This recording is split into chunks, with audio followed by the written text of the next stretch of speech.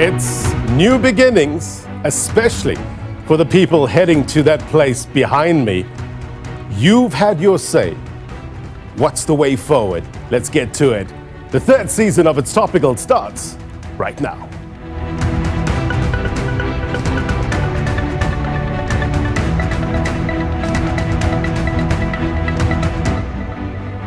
A very good evening to you, South Africa, and those watching around the world. My name is Blain Herman, and this is It's Topical, our digital audience with us tonight. Welcome, welcome, welcome. Good to have them on the program.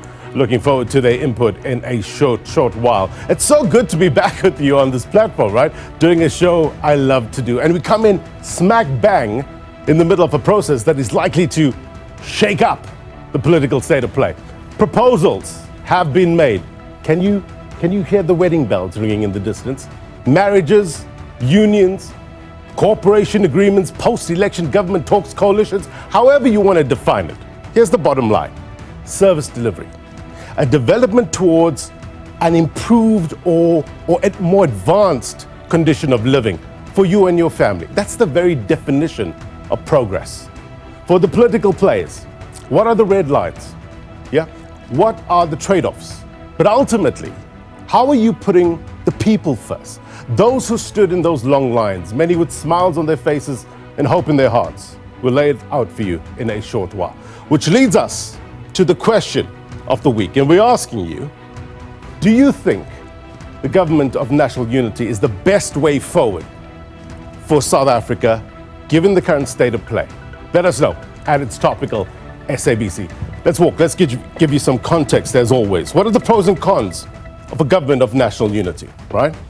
How do we best safeguard national unity? How do we best safeguard stability? Let us know at It's Topical SABC. Perspective coming up.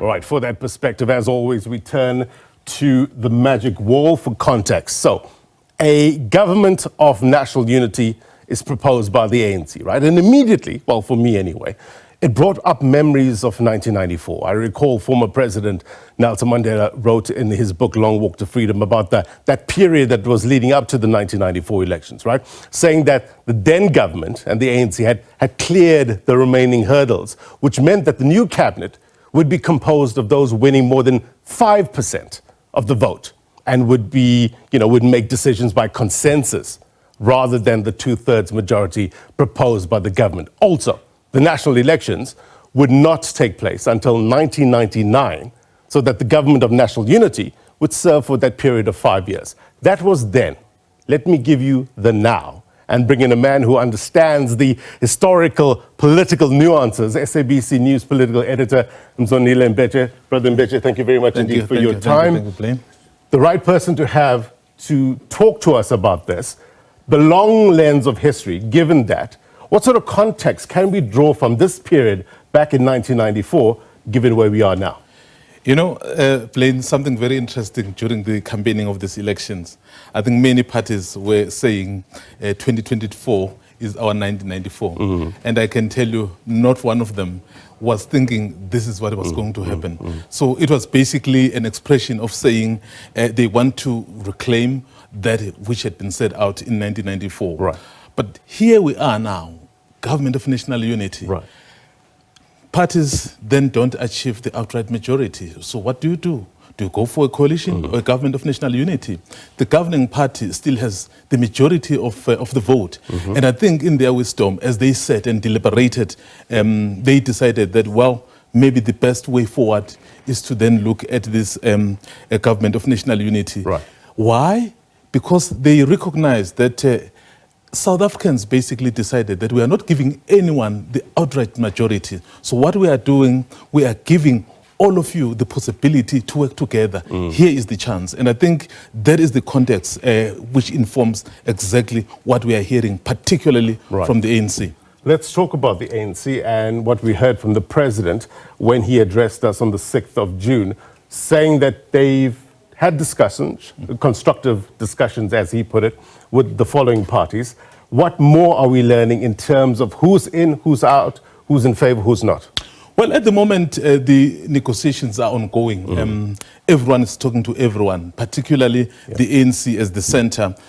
You would know that some parties are very uncomfortable with others, in fact, in here. So because either of the past utterances or the past decisions by other parties, for example, one of the reasons the EFF is basically saying it can't find itself working with the DA is because of what the DA did in their Congress in April last year, where when it concluded its Congress, Blain, it basically said the EFF's Julius Malema is public enemy, political enemy number one. So then the EFF basically saying, so if you are characterizing us as such, so clearly we can't be in the same table with you. So right now you have the situation where the ANC will have to really be an adult in the room to say, we understand where you're coming from, we understand where you're coming from, but at the moment, we have to prioritize the interests of the country. So everyone right now is speaking to everyone, and they're speaking amongst themselves. And it is interesting what's going to be happening because we are running out of time. I was reading the IFP statement, and they mentioned there were three options on the table. Something called a grand coalition, obviously the government of national unity, and the minority government. What are the fundamental differences in each of these three? Well, maybe let's just simplify it. Grand coalition would basically mean the bigger parties going into a coalition. In this instance, if the DA and the ANC were to be in the coalition, that would be a grand coalition. It's a very big coalition. Government of National Unity, I think we've spoken about it, where the ANC invites a number of other parties to work together, where consensus is being built. Minority government, this one is a bit tricky because you would find a situation where the parties the leading party does not have enough votes to form government on its own, but it will perhaps be backed by smaller parties, and then somehow they agree to form government. But here is the risk playing about this one, is that you form the government, you don't have sufficient numbers, 3 weeks later you quarrel, they pass a vote of no confidence, and then you collapse. This is a bit risky where the leading party cobbled together the coalition with smaller parties, but that becomes very, very unstable. And I don't think in our case it's desirable. Look, we saw what happens at a local government level with regards to these motions of no confidence and the changing of mayors in some areas. That can't happen at a national level, right? Because of the stability issues. Where we are at this stage, in terms from elections to inaugurations. So I think we can tick off this we've done, right? We've done this with regards to the Chief Justice handing over the list to the Secretary of Parliament. We're waiting for this. Right. So we're basically waiting for the Chief Justice to tell us when is the first sitting of Parliament is going to happen. And I can tell you now, Blain, I've just been counting. The election was declared on Sunday last week. Just count from Sunday to now. So we are basically left with about 7 days if I include the weekend. But if you just exclude the weekend, we're actually left with 5 days from tomorrow until Friday. So we are running out of time. So which means whatever the Chief Justice is going to announce, my suspicion is that it's going to be sometime perhaps this week. And then once this happens, and let's assume it's done successfully, we elect the president, the speaker, and all of them, we have 5 days to elect the president. And then you can also count. If it happens this week, so which means sometime next week, we are likely then to have the inauguration. So that's where we are. So we hope all this will be successful because other than this, so we may find ourselves back to the drawing board. What's the more likely scenario in terms of the first sitting? Are we likely to get all of that done in one day?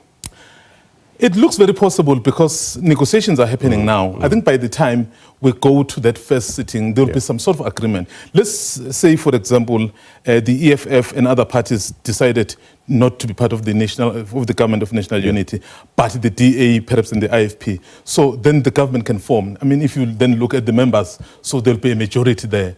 So it looks to me that it could be possible. The first sitting should be able to really conclude, because even the other way around, if the DA were to pull out and the parties aligned to the EFF are going with the ANC, so will still be possible because the ANC with its majority will be able really to then get it over the line.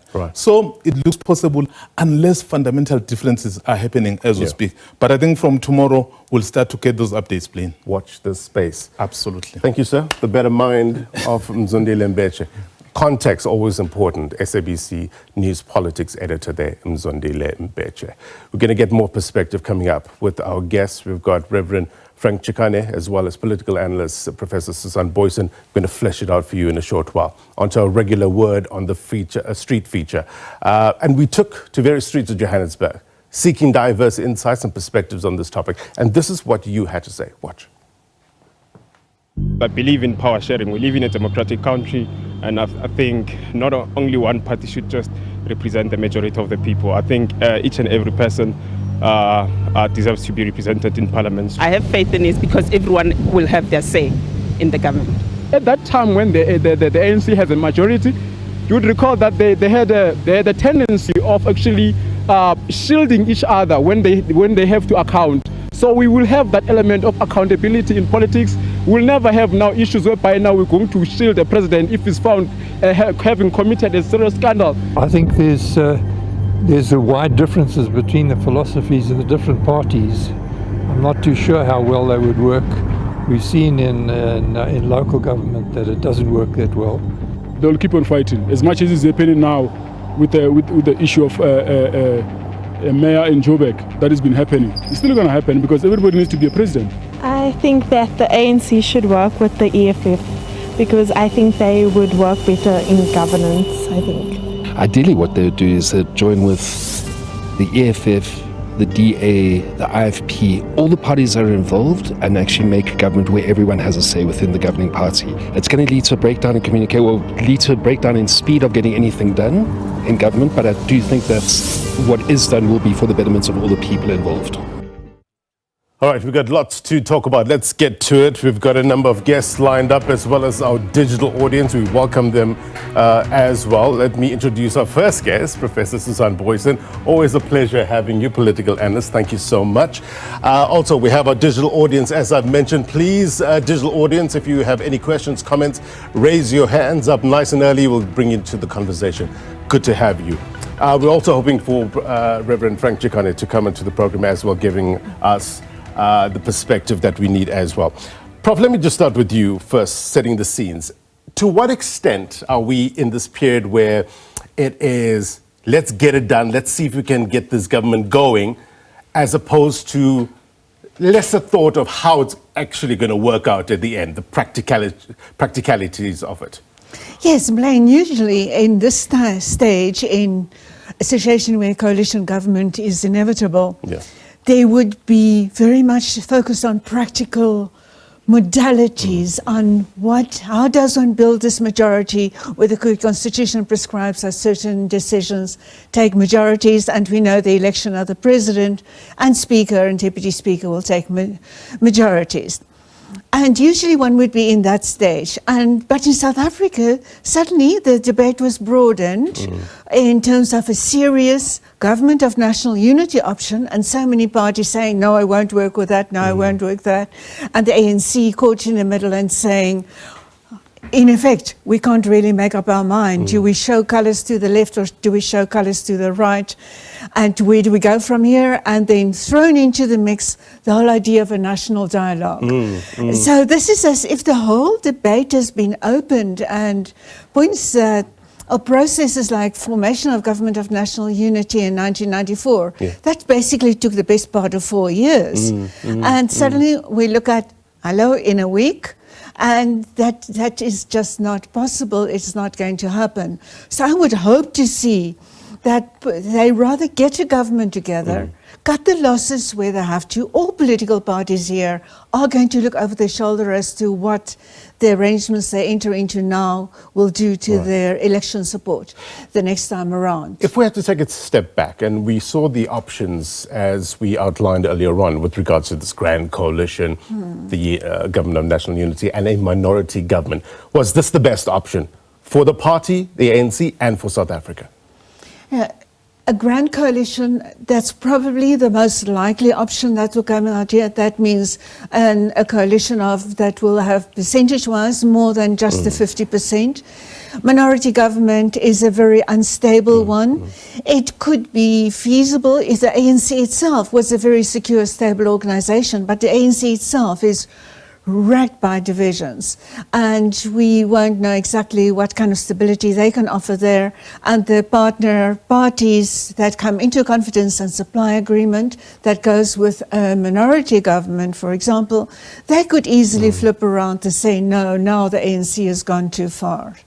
Do you think this was a tough sell within the ANC? The GNU? Yes. Probably not, because the ANC is very good at striking internal compromises, and it's probably the only way out. Right. I think the discussions, or reports are that discussions in the NEC had veered towards an alliance with the ANC, with the DA and IFP, but there was certainly very vociferous voices against that, but from predictable people who are more in the Zuma's camp, who others suspect are voting in MK party anyway. And then in order not, because the EFF is also a very outspoken opposition, right, and they were coming very strongly against the EFF, and the ANC was seeing all kinds of alliances forming around the party. Then the GNU proposal was a compromise one. Government of national unity, coalitions, is this all semantics, or are there fundamental differences between terms? A GNU is definitely a form of coalition, just like confidence to supply agreement, minority government, combined with minority government, is also a form of coalition. So it's very much semantics, as if the parties think coalitions, and given the experience in local government, maybe it comes with poor adverse connotations, bad reputations, and they try to avoid the coalition thing. But I think it's really time for political parties to show maturity, say this is coalitions. So many of governments around the world have coalition governments. There's no stigma attached to it. That is actually the future of South Africa. Let's learn to live it. Right. Let's take it to our digital audience, get their take very quickly. Let's start with Mbasa. Mbasa, let's bring you into the conversation. Also, this mention of a national dialogue to map out a way forward. Are you in favor of that? Well, I'm definitely in favor of that, Blain. In fact, I think as South Africans, we should be happy of our current arrangement because this is what we voted for. And I think as South Africans, we should look into the advantages or the benefits of actually having this kind of coalition or government of national unity discussion or debate, because in this way, we are ensured the possibility of accountability and the maintenance of oversight on the executive arm of government. So this is definitely a good one for South Africa, and it shows in our democracy. Okay, let's bring in Nkaniso. Nkaniso, your take? Right. Good evening, Blain, and to Prof. Susan and your viewers. I think my first main point is that I don't think a government of national unity was necessary for two reasons. One, because the ANC has the numbers to go into coalition with one party or two. And I, for one, think the less parties involved in the government, the better and the likeliest chance of political stability. Once you have more parties and you're opening up to too many parties, there's a lot of bargaining, and that takes time. And you only have 2 weeks to form a government, basically, or for the first sitting, right? So that's the first point. And then the second point is that obviously there are concerns about policy coherence between political parties, but when you actually look at it, when you look at the voters, how many voters are really concerned about policy or really understand policy? You know, so on my case, it's a case of just saying that whether the cat is black or white, as long as it can catch mice. So that's the most important thing. And the mice in this context are the basic needs of the people. And that's all we need. For example, you've got the ANC could have gone into a coalition with the DA, or they could have gone into a coalition with the EFF and another smaller party. So I really think the less parties involved, the better and the more efficient it's going to be. Thank you, Nkaniso. Let's bring in Cornele, then we'll go to Mpo. Cornele. Good evening, everyone. I think I'm more interested on the practicality of policies, right? Because this is all about negotiation and compromising. And I think the DA already expressed how against they are with Umkhonto weSizwe, right, with what they had proposed. So now how do we then move forward with, prioritizing the interests of people? Because some of these parties are more conservative, some of them are more on the leftist approach, like the EFF. So how are they going to come into compromisation and a mutual ground where we avoid inconsistent policies and where we avoid that parties prioritize their own political agendas, their own political interests? Because if we read their manifestos, all of them have different proposed policies. So I'm more interested in how is it going to be actually practical and effective when all these parties have different ideologies and interests. Yeah. I'm going to put that question to Professor in a short while. Let me just take a comment from Mpho. Hi, Blain, and hi, Prof. I just want to add on what Kwanele said. So we know that GNUs have several challenges, and what sets them apart from your regular coalitions is that normally when it comes to GNUs, they happen under extreme circumstances where there may be political unrest or some form of threat of political instability. So given our political landscape right now, we know that there are quite a few political differences. The different parties do have their own different ideologies. We have right-wing parties, we have leftist parties as well. So again, when it comes to the policy prescriptions, what are we looking at, and what compromises do we look forward to when it comes to those policies?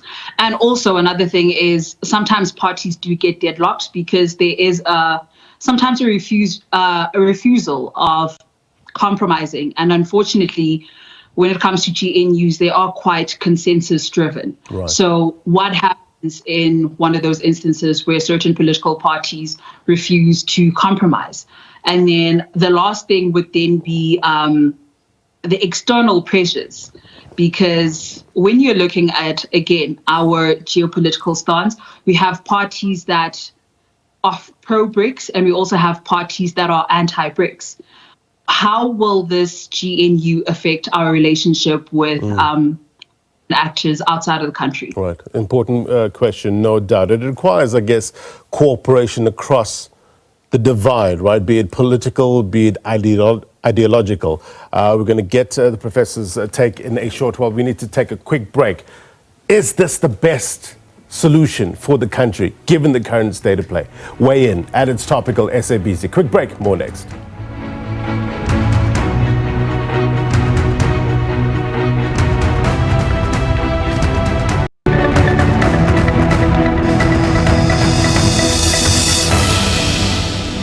Welcome back. You're watching It's Topical, the start of the third season of It's Topical. So good to be back with you.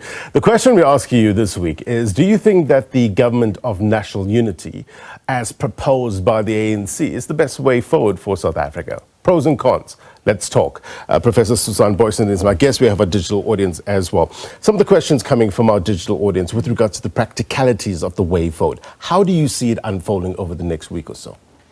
Well, we know that political parties are not just meeting internally, big structure meetings internally, but also mutually among different parties. There seems to be a bit of a free-for-all. And small parties are coming in and say they also want to be part of the process. They cannot be left out. And meanwhile, we really need to start getting some convergence between parties and some announcements from parties, and the ANC, as by far the biggest party still, is expected to take the lead in that, but to give direction as to whether they can bring all of the DA and the EFF and maybe even MK Party and IFP, etc., into it, whether that is feasible, or whether they're going to either grouping to the left or the right, probably. And to the left, one would say, given some of the policy needs in South Africa, that may be the more desirable one. But that is also the part that more specifically want to use negotiations and these policy deliberations to advance what they had not achieved in the election. And they even bring the right to existence of some of South Africa's government institutions into the mix. And so it's going to be the time for choices this week. And usually successful coalition governments are practically, concretely focused on agreement. Yes, these are the 4 or 5 policy priorities that we both, or 3 or 4, can think we can contribute to. This is how we will cooperate. And so we definitely need in the next few days, not just that convergence between parties, but a tentative agreement. There must be a formal agreement to ensure that a coalition is a stable phenomenon. Right. One of the questions Mpo had is terms of how do you get over these ideological differences, especially when it comes to international relations. We know the ANC stance on certain matters, certain current affairs issues. How do you do that? What are the red lines that you set? How do you negotiate those things? Those red lines can definitely be negotiated and have to be negotiated. We've seen in the media suggestions that the ANC says if it works with the DA, it's international relations and its stance towards Palestine, Gaza is one of those red lines. We can imagine that the DA can say if it comes on board, and if DA will probably not come on board without the IFP, we can imagine they say, yes, we accept that. That is, but we want to see a focus on reducing budget deficit, independence of the South African Reserve Bank, pegging national debt at a certain level. Those can be specific points of agreement that parties can reach. And on others, parties in coalitions will always agree to disagree on some matters. Let's take it back to our digital audience now, get more take. Let's hear from Umar. Oh, hi there. Good evening to everyone. I think my concern is regarding the agreement which is going to come into play. So pretty much what I see happening is the ANC going into a grand coalition and working based on a confidence and supply type of coalition, whereby they secure a voting partner when it comes to constituting the executive and, votes of no confidence, as well as on matters such as the state budget. But one thing that we need to ask ourselves is, what's our blueprint for this coalition or for this government of national unity? Is the blueprint the 1994 format, whereby after a few years, the National Party withdrew from this grand, government of national unity? So there's just a few considerations which need to be taken into account, but the timing is very short right now. Well, thank you very much indeed. Let's get Hayward's contribution. Hayward? Yes, good evening. My colleagues were quite correct regarding the policy considerations that each party is going to have their own kind of ways to address how they want to run the country. And perhaps this is something that voters did not have in mind when they went to the voting polls, because when you're voting, you essentially want your particular party to be the one calling the shots. But we find ourselves in this place where, in this situation where we have to consider coalitions and a government of national unity. And at the end of the day, we have so to say, quarrels as to policy considerations. My question, therefore, would be, how likely are we to see a dialogue where we talk about the vision that we might have for the next 5 years, at least, because I understand we cannot have a vision for longevity in terms of these situations of government of national unity and where parties are having coalitions. But can we then have a vision for the next 5 years up until we have national elections again? Therefore, we'll see what can happen, therefore. Because I'm afraid if we are going to concede to these policy considerations, to these quarrels about policies and whatnot, we'll end up having a country that is stagnant for the next 5 years, which is going to be very dire for us, especially in this economy that we find ourselves in. So can we then have, perhaps the proposal, Professor Booysen can address that, can we then have a talk about the vision for the next 5 years? Thank you, Mr. Blain. Kolani, I'll come back to you. Prof, let's pick up on that with regards to this dialogue and how would it work in practical terms? Sure. Practical terms and a broader dialogue, I cannot see this broader dialogue happening now. it is part of a bigger scheme of things. I still think a coalition practically should have some form of a vision for the next 5 years. But it is not 1994. And the situations are different. One of the digital audience persons also mentioned that GNUs normally come about in situations getting out of crises. Right. And it's a different kind of crisis that South Africa has at the moment. It's about policies and getting out of quagmire of policies not having gone anywhere.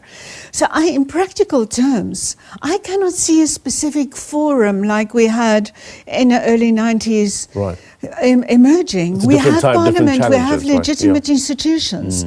If all the parties involved and who are now committing to some form of GNU could actually use parliament as their forum and agree to debate and deliberate policies in depth and to make sure that they put narrow party interests to the side when they debate and decide on those policies, that can be a very big step forward. Because the situation from 1994 around previous years preceding that is just so different. Right. The IFP statement said that they are not averse to a government of national unity, but they just need more details. And I guess that's the point, right? The devil is in the detail. Yes, yes. And I would say, and the dialogue is really something to unfold, either in Parliament as I'm proposing, or around Parliament and parallel to Parliament.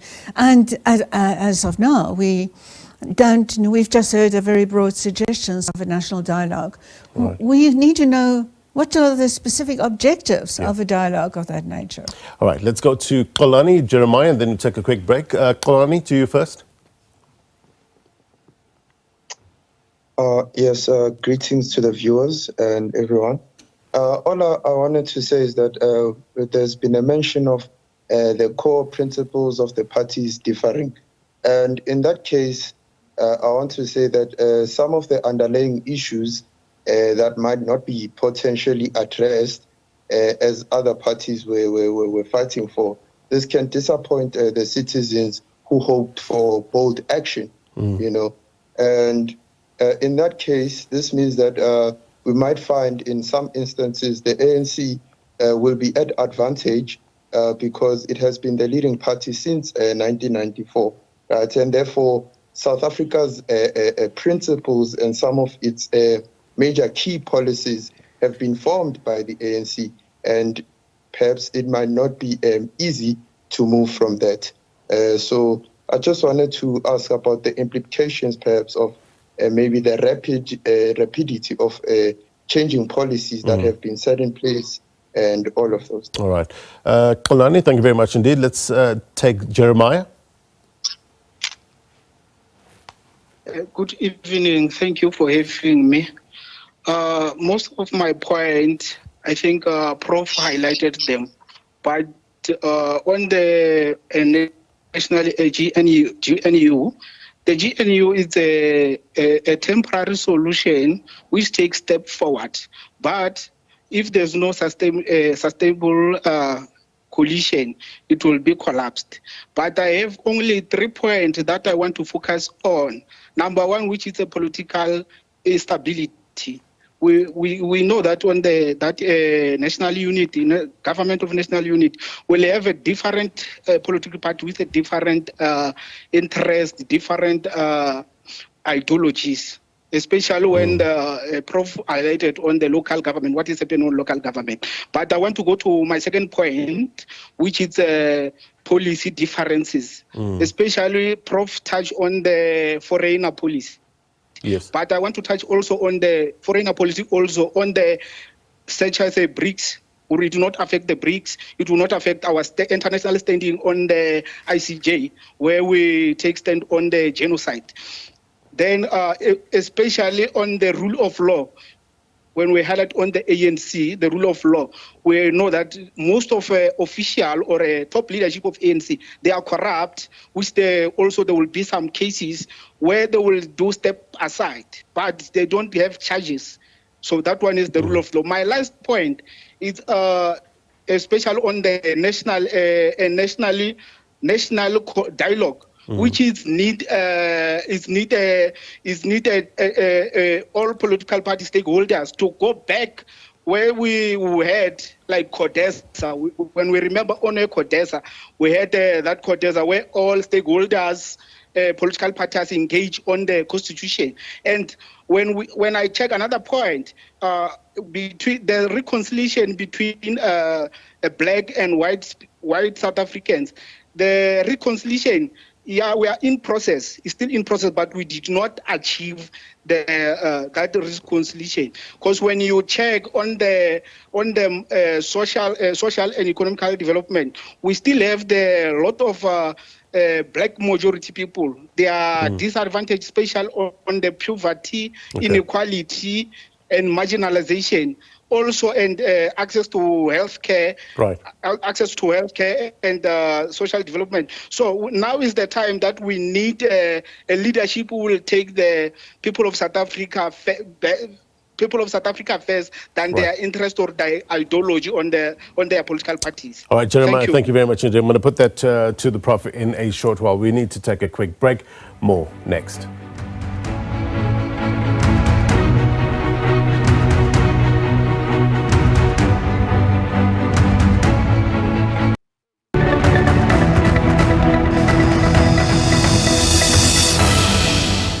Welcome back. You're watching It's Topical. Let's remind you of our question. We're asking you, do you think that the proposed national government of unity or government of national unity is the best way forward for South Africa? Given all the challenges that we have, given the results of the elections, is that the best way forward? Let us know at It's Topical SABC. Professor Susan Booysen, coming out of this intense campaigning and then getting straight now into the negotiations, how does one manage that transition? Yes, that is such a rapid, drastic transition that we've seen. Political parties have really not prepared their own followers and supporters and voters for this quick transition. In a sense, the multi-party charter did do that. That was part of their election campaign quite consistently. But other parties, and the ANC very much included, emphasized we're fighting for an outright majority. We're not talking coalitions, we're going to get this majority. And that kind of narrative was very difficult to transition from. Now suddenly their own supporters have to adjust to the situation. Why now suddenly within a week is total change? And so political parties, I think even in the next few days, need to do much to educate their own followers as to this is what is concretely required, the exact questions that we are talking about here. And these are the implications, because ordinary voters have to come to terms with it and have to support their political parties, how they're going ahead.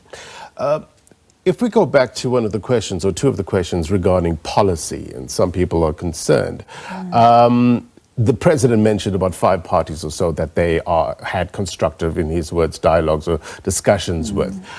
If those parties band together, what happens to policies like the national health insurance, etc.? Is that in jeopardy?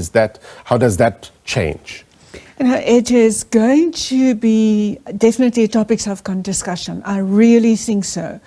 And because most of the political parties had some serious suggestions for improvement, some thought too little was being done, some thought it was going too far in other directions. And it was there was a lot of public consultation about it. There were debates about it. It was passed by National Assembly.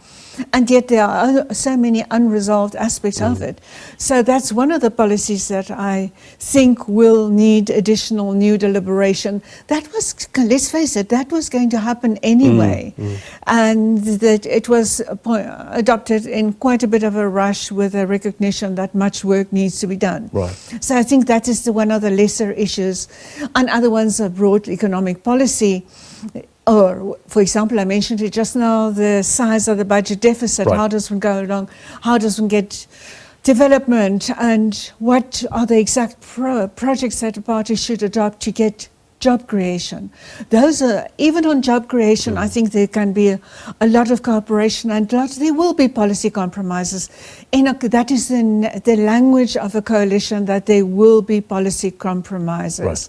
If parties start doing their coalition negotiations, and there we have so little time to do that, But do these negotiations and see, like we see internationally in so many cases, we just cannot reach consensus with some party. Right. Then they try another set of political parties, and then sometimes they get some convergence, maybe not on that policy, but on other very important policies.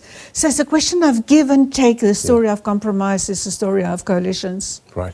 Let's take it back to the digital audience. A number of hands up already. Mbasa, let's give you another crack at it, and then Kolani and Kaniso. Okay, thank you very much, Blain. Sorry. So I think I'm a bit of an optimist, because I think with the confidence and supply arrangement that we, for instance, see in Turkey and Canada, we can be able to apply that within South Africa in a government of national unity. And that would, for instance, let's say hypothetically, the ANC controls the cabinet, and then the DA takes all of the powerful positions in Parliament, for instance, Speaker, Deputy Speaker, and it chairs the committees. And in this way, we would be able to see the DA, or for instance, the EFF, being able to use its powers of holding the executive to account and ensuring that they are answerable to the South African public. And this would really enhance democracy. It would increase, for instance, our confidence within our democratic project, and maybe see even improved turnout in 2026 and 2029. So I believe that this is really a workable situation, and it is really in the benefit of South Africans, the taxpayer, young people, women, and people who are differently able. So I'm, in this case, a bit of an optimist. All right, Mbasa. Let's hear from Mpo. Mpo? Yes. So obviously the GNU is something none of us expected to happen. So I also want to swing to the other extreme and talk about the possibility of the smaller parties, which may not meet the GNU threshold, forming their own coalition in order to form a de facto opposition.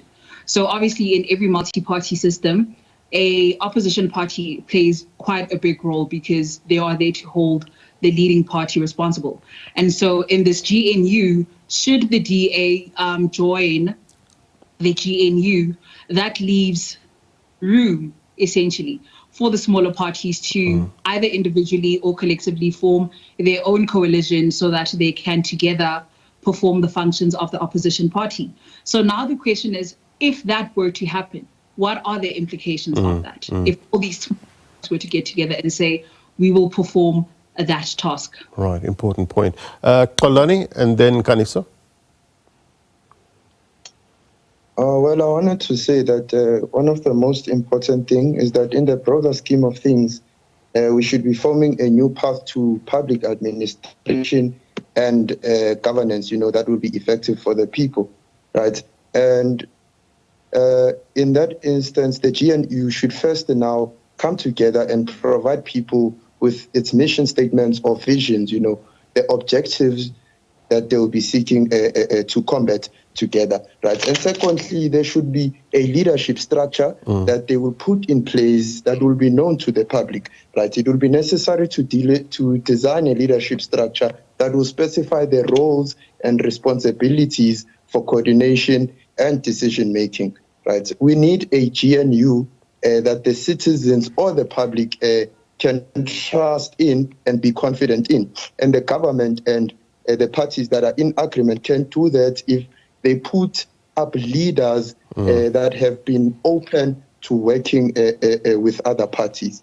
And possibly this is and forming a coalition. The government of national unity could offer a springboard in order to get a legal framework in place in order to regulate coalitions going forward. It could be. Nkaniso, let's hear from you before we get a response. Thanks, Blain. I think just one thing that I want to emphasize is that the current context, political context, does not necessitate a GNU because it just necessitates a boldness from the leading party, which will, in order to select the best political parties that will partner with in order to achieve the basic necessities of people on the ground. That's simple. And that can be achieved by choosing one party or two, right? We don't really have an issue about policy here because we've had policy since 1994. The issue is implementation on the ground. And we need political parties who will coalesce around how do we implement, how do we get the basic needs of South African citizens done. That should be the main focus. The policy debates will be happening in Parliament. That's the place for that. The current immediate concern is forming a government, and the stability of it is largely dependent on how many parties are involved. If there are a lot of parties involved, we're going to take a long time to get to where we need to get to. I guess that's what it boils down to, isn't it, Prof, in terms of a difference in the lives of people. Implementation. Running out of time, but if you can just maybe sum up some of the answers of the questions from our digital audience and include with regards to the positions as well, some of the key positions, parliamentary positions. Do you think that would be the more sticky points going forward? How do you see it unfolding? Only some of the parties have got positions on their positions that they would want. And one of the proposals, and has also been linked to confidence and supply arrangements, is exactly the split between the executive and legislature, National Assembly, and who takes more control there. That is just one of the variations that confidence and supply agreements can possibly take.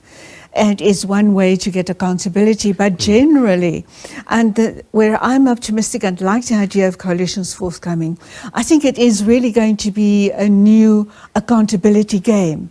But there is, in the first place, not in a party with a guaranteed majority like we had in the past, where almost whatever happens, there is guaranteed support of continuation of politicians in some positions, even if there are serious questions, etc. And on policies, it's no longer an outright majority that can just vote something in existence. There's going to be so much more deliberation and horse trading, give and take in that process. And accountability is really a point of light on this horizon, where there are going to be so many more political parties that see it as their jobs. And even if they're in coalitions, that know the electorate is going to judge them come the next election on how well they performed for that party while they were in a coalition.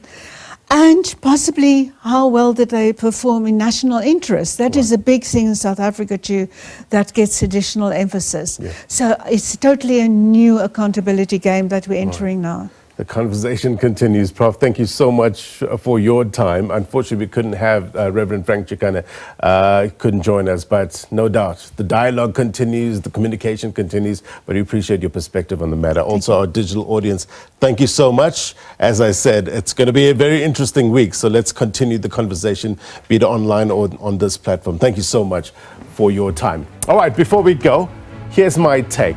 And let's try this out.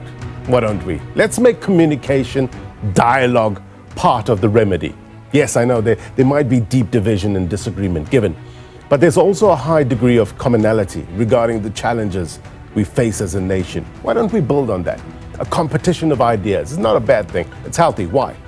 It gives us options to fix. We put our heads together for the common good, and the best idea wins, right? The results of the general elections gives people who say they have your best interest at heart a chance to start talking to each other instead of about each other, right? To accommodate the opposing ideas with the ultimate aim of making your life better. I know sometimes democracy can be messy, so there's a constant need to keep on looking for elegant ways of tidying it up. And that's my take. If you miss anything on this program, be sure to watch It's Topical on YouTube. Democracy 30 up next with Oliver Dixon. Have yourself a great evening. Take care. Bye-bye.